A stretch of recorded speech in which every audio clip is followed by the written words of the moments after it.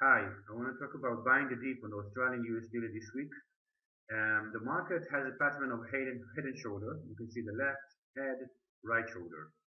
And market went to the neckline, retraced it, quite significantly retraced it. It has a trend line at resistance. It also had the 61.8 expansion, very, very close. On a daily chart, you can consider it as it hit. Once the market came back to this area with its trend line resistance and expansion here, the seller came in. Now, I want to talk about buying this dip using hidden divergence. Hidden divergence is when the RSI value of two different swings doesn't match, which means they are in divergence, but not the usual divergence we all know, the regular divergence, but the hidden divergence. When I look at swing, I look 3 to 4 bars to the left or to the right to see the lowest RSI value of those bars. Here, the second bar to the left to the lowest bar of the swing has created 46.6. It was here. When the market hit in hindsight, we know that this bar has produced the lowest RSI value, 50.0. But if you look at the market live here on this area, when the market hit the lowest low of this swing on this day here, the RSI value was around 45. So when the market closed, the RSI value for this candle was 51.60.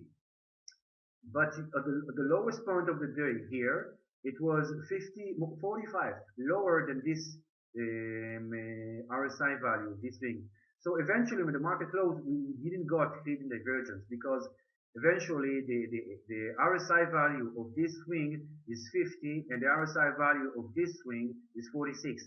But during this candle, it was lower during this candle, it was lower than 46. It was around 45.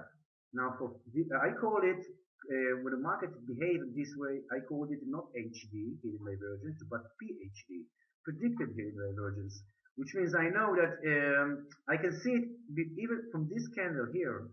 I know that once the market is going to get close to this area here, I have to look at the RSI. If it gives me RSI value lower than the RSI value here before the market went to new low, I know there's a chance for hidden divergence. Now let's look at the 4-hour chart. The 4-hour chart, it was very plain and neat setup. We had this A, B, C, D. The market hits the 100 expansion here in this area, and it was the bottom. When the market closed on this candle, which created the lowest point of the swing, the RSI value here was 32.9. The RSI value here of this swing, which is obviously lower than this swing, the RSI value of this swing is 34.6. So here we have a hidden divergence eventually. When this candle is closing, we know we have an RSI value which is lower than this swing, lower than 34.6.